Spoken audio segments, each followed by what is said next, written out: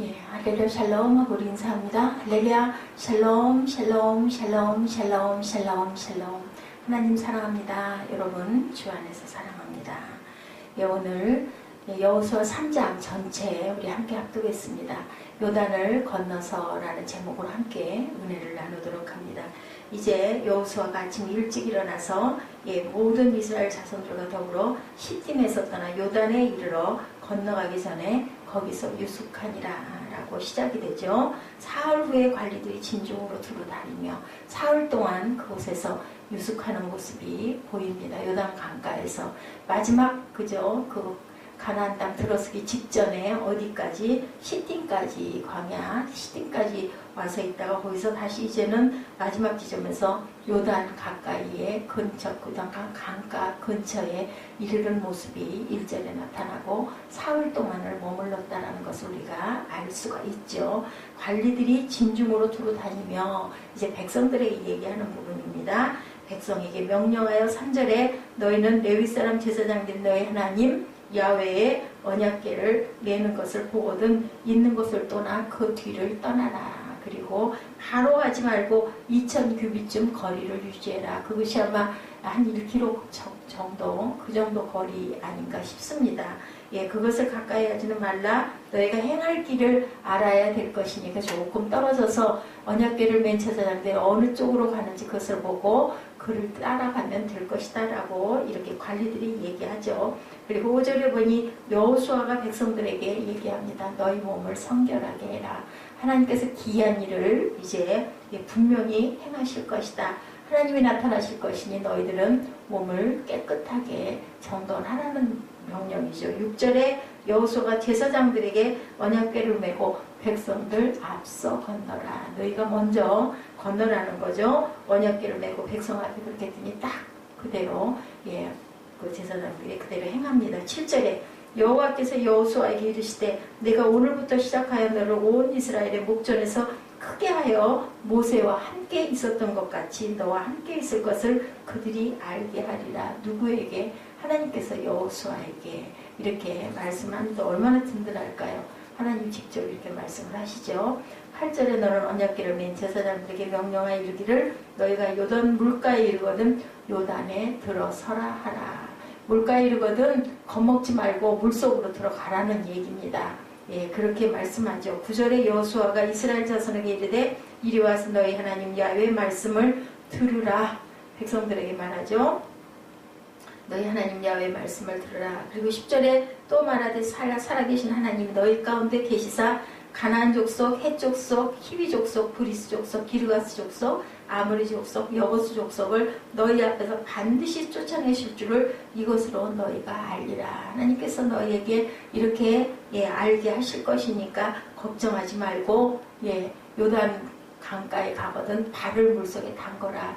그 사건으로 하나님께서 반드시 너희에게서 그 모든 족속들을 가나안 족속들을 쫓아내리는 것을 알게 할 것이니까 물가에 도달하거든 물속으로 들어가라는 말씀을 이렇게 합니다. 11절에 보러 온 땅의 주의 언약궤가 너희 앞에서 요단을 건너갈 것이다. 언약궤가 너희 앞에서 요단을 분명히 건너갈 것이다. 이제 이스라엘 지파 중에서 각 지파에 한 사람씩 12명을 택해라. 온 땅의 주 여호와의 궤를 맨 제사장들의 발바닥이 요단물을 밟고 멈추면 요단물 곧 위에서부터 흘러내리는 물이 끊어지리니 그리고 한 곳에 쌓여 설 것이다. 물이 설 거라는 거예요. 언제 그런 일이 있었어요? 홍해를 건널 때 출애굽 백성들이 홍해 건널 때 그랬었죠. 그 모세의 지팡이가 내밀어지자 쫙 물이 갈라지고 그 속으로 걸어갈 수 있게 해줬는데 이제는 제사장들이 물속으로 들었으면 분명히 물이 멈출 것이다. 이것을 이 세대들은 잘 모릅니다. 어디에서 광야에서 난 젊은이들은 알 수가 없죠. 그것을 경험해보지 못했기 때문에 그것을 다시 한번 요단강가에서 그런 기적이 나타날 것을 딱 말씀하시고 그대로 여호수아도 얘기하죠. 14절에 백성이 요단을 건너려 자기들 장막을 떠날 때 제사장들은 언약궤를 메고 백성 앞에서 그대로 나아갑니다.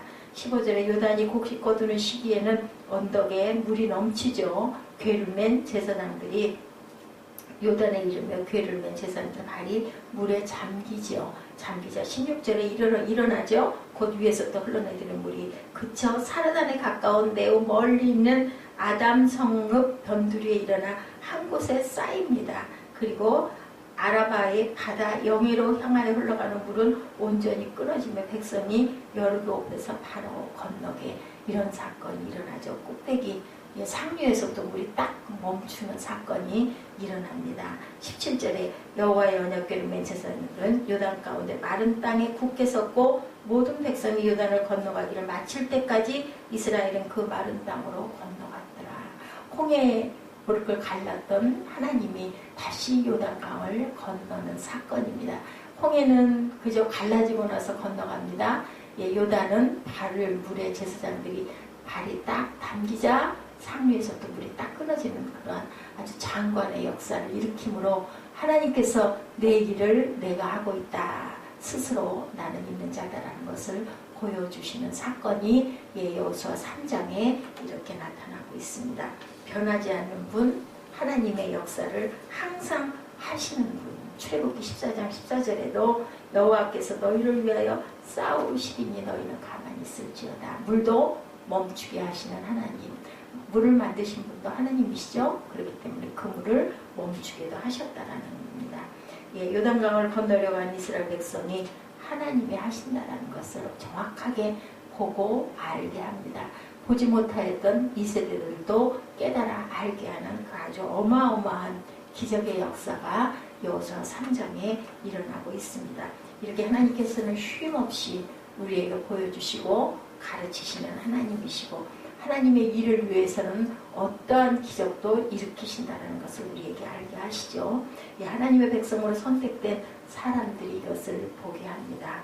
인간의 힘으로 어떻게 되지 않는 믿음의 길을 하나님이 끌고 가시더라는 고백을 하는 사람이 우리 성도들이고 그것을 나타내고 그것을 증거하고 보여주는 증인의 삶을 살게 하는 것이 하나님이 저희를 세상에 살아가게 하시는 목적이라는 것을 우리가 여호수아 3장을 통해서 알게 되죠. 이스라엘의 당면한 문제 첫째는 뭐였어요? 하나님이 모세와 함께하던 것 같이 누구와 이제는 새로 바뀐 지도자인 여호수아와 함께한다는 것을 보여주셨고 두 번째로는 앞으로 가나안의 많은 족속을 여호수아의 인도하에 그들이 정복할 수 있도록 하겠다라는 것을 보여주었습니다.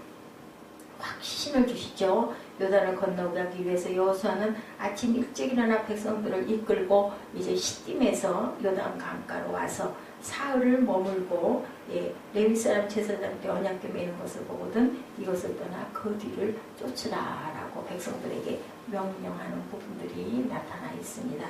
그리고 또한 제사장들에게는 반드시 요단강에 발을 담그라고 이렇게 말씀을 하죠. 하나님이 직접 말씀하십니다. 그리고 그대로 행합니다. 하나님이 나타나셔서 말씀하시는데 안 할 사람들이 하나도 없죠. 순종하는 거죠. 제사보다 낫습니다.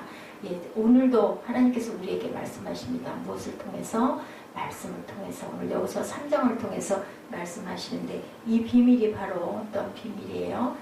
예수 그리스도의 길 그것을 우리가 따라가는 것을 오늘도 우리가 깨달아 알아야 한다는 겁니다.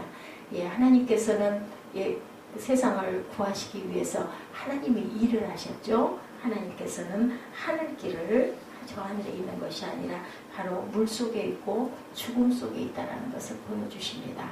하늘의 밀이 땅에 떨어져 죽지 아니하면 그대로 있는데 그 밀이 떨어져서 온전히 썩어지면 많은 열매를 맺는다는 것을 나타내 보여주시고 있죠.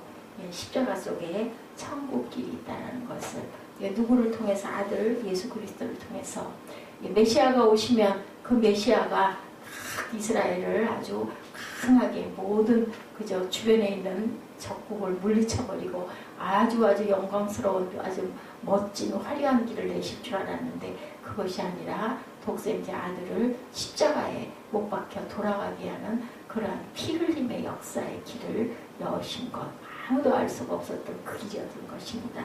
십자가는 우리 삶에 항상 반복적으로 나타나죠. 날마다 주님이 가신 길을 따라가야 하는 그 길, 고난의 길이고 그리고 또한 아픔의 길이고 그러한 험난한 길인데 그것이 바로 어떤 길이라고요? 생명의 길이라는 것을 보여주십니다. 누구든지 뭐만 하면, 믿기만 하면 우리에게 하나님께서는 너와 내 집이 구원을 받으리라 라는 그러한 아주 귀한 약속을 해주셨습니다. 오늘 여호수아 3장에도 백성들에게 그리고 제사장들에게 알게 하리라. 내가 기이한 일을 행할 것이다. 너희는 몸을 성결히 하라. 그리고 언약궤를 메고 요단강에 발을 담그라. 그러면 내가 길을 내리라 라는 것을 말씀하신 게 바로 오늘 저와 여러분들에게 십자가의 길을 알게 하신 그 길이라는 것을 저희들이 깨닫습니다. 우리 앞에는 언제나 우리를 주저하게 하고 두려워하게 하는 이 요단이 있다는 것을 우리가 깨달아 알아야 할 것입니다. 눈에 보이는 세상이 바로 요단이죠. 결코 우리가 건너고 싶어하는 것이 아니라 피하고 싶어하는, 고난과 환난을 좋아할 사람은 아무도 없습니다. 그런데 그 안에 십자가의 길이 있다. 그 요단을 딛기만 하면 분명히 일은 내가 할 것이다. 너희는 뭐만 해라? 행동하면 된다. 무엇으로? 믿음으로. 이 말씀을 오늘 하고 계십니다. 사망의 음침한 길 같고 죽음의 길 같은데 그것이 바로 주님이 주신, 우리에게 주신 길이고, 그 길을 들어서면 절대로 죽을 일은 없다. 내가 분명히 너와 함께 하겠다라고 오늘 이렇게 말씀을 하죠. 고린도후서 4장 7절에서 11절에도 말씀을 합니다. 핍박을 받아 버림받지 아니하며 거꾸로팀을 당하도 망하지 아니하고 우리가 항상 예수 죽인 것을 보며 짊어짐은 예수의 생명도 우리 몸에 나타내게 하려 함이라 라고 이렇게 증거하죠. 죽는 속에 생명이 있다는 것을 우리가 알아야 됩니다. 죽을 것 같지만 내 몸을 십자가에 맡겨버리면 내가 고난받겠나이다 하고 순종하면 하나님께서는 죽이시지 않고 살려주신다는 것을 우리가 알아야 됩니다. 설령 우리 몸은 죽는다 하더라도 우리 영혼은 살죠. 주님은 자기 백성에게 이것을 잊지 않도록 오늘 여호수아 3장을 통해서 다시 한번 우리에게 귀하게 말씀하고 계십니다. 우리가 건너야 할 요단을 보여주시죠. 하나님이 다 하시는 것을 보여주시면서 뭐하라고? 믿고 두려워하지 말고 건너라. 그러면 내가 너와 함께 하겠다라고 말씀합니다.